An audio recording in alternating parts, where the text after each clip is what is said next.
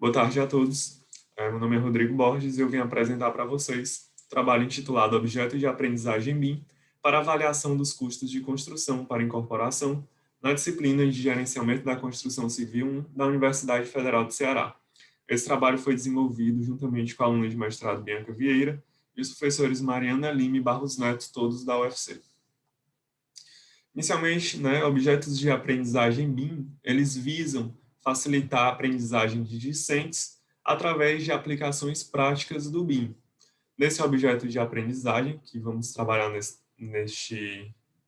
nessa apresentação, ele se volta à área de gerenciamento da construção para avaliação dos custos de construção para incorporação.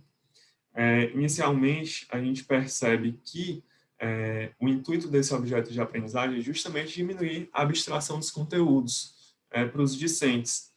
Isso pode ser feito através do rastreamento de componentes de construção, ou seja, através de recursos gráficos de aplicações tridimensionais, pode se tornar o entendimento mais simples dos discentes em relação ao processo.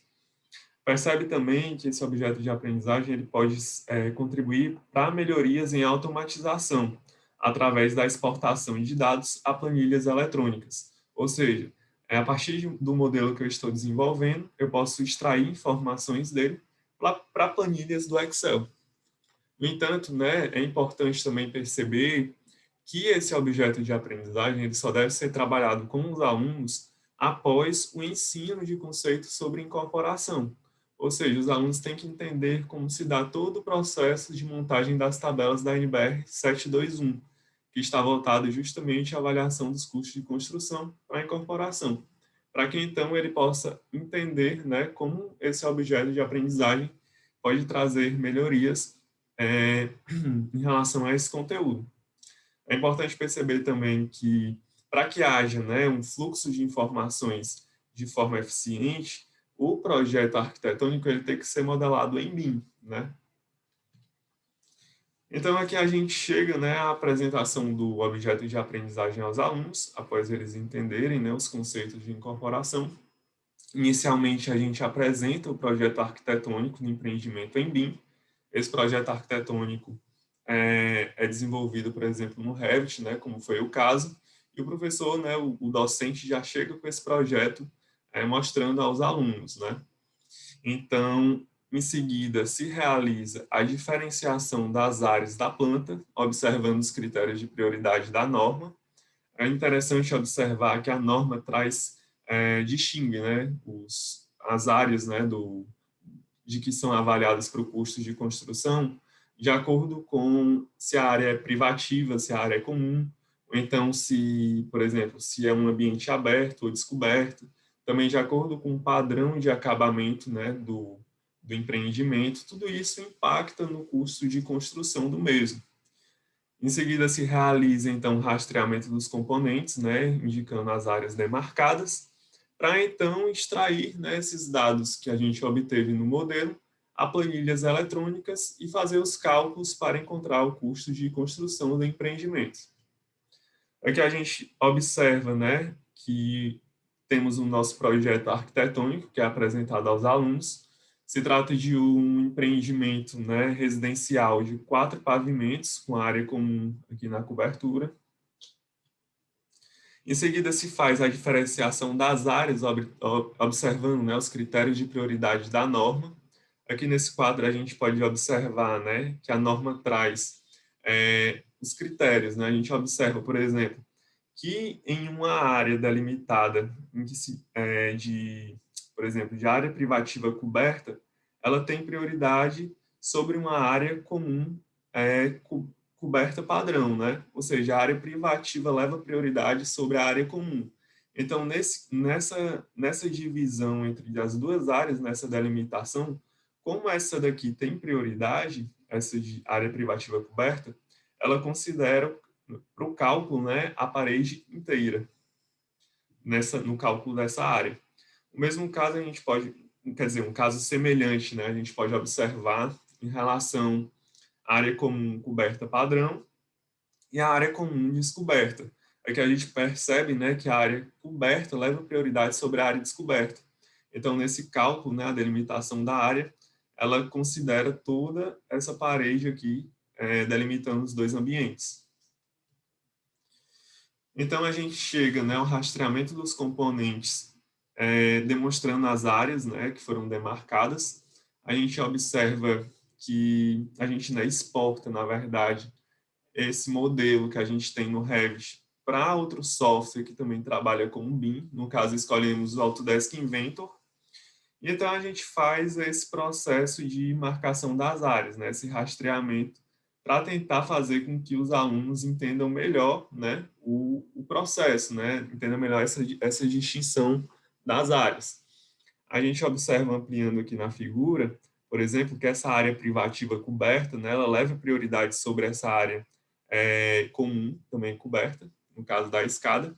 Então, no cálculo dessa área privativa coberta, se considera a parede inteira, né, para o cálculo do custo de construção.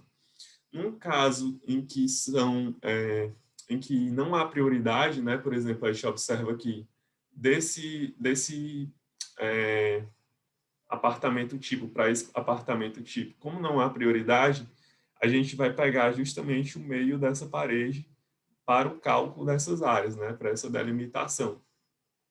E assim a gente obtém, né, de acordo com essas delimitações, as áreas de todos os ambientes, né, tanto para os ambientes de área comum, né, em relação ao condomínio, como em relação aos ambientes de área privativa.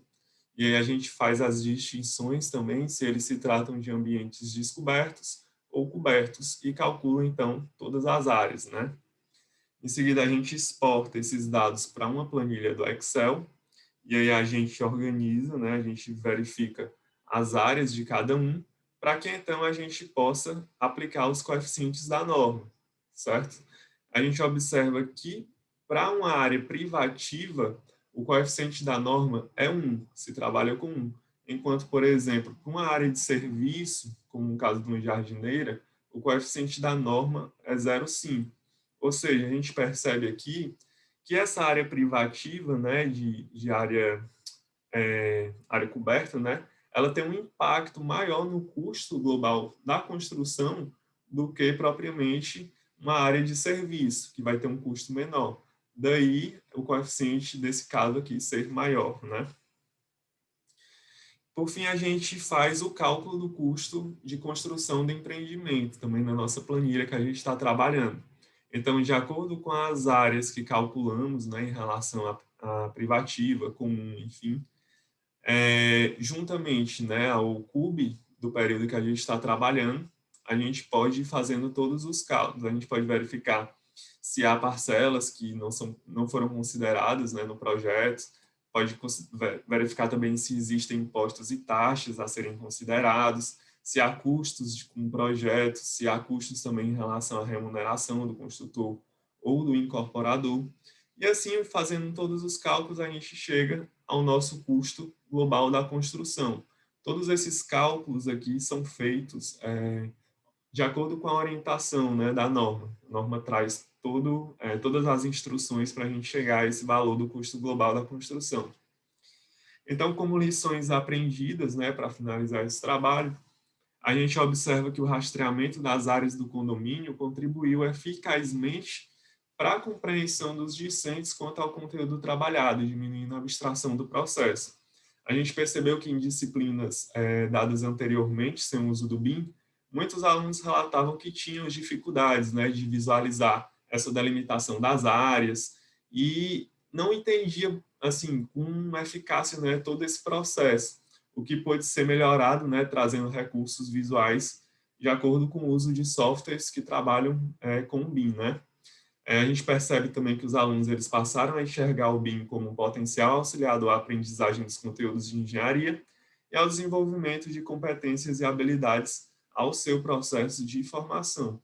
Ou seja, eles viram, né, o grande potencial que o BIM tem, tanto para a aprendizagem, como também para trabalhar após formados, né, no próprio mercado de trabalho. E é isso, muito obrigado pela atenção de vocês.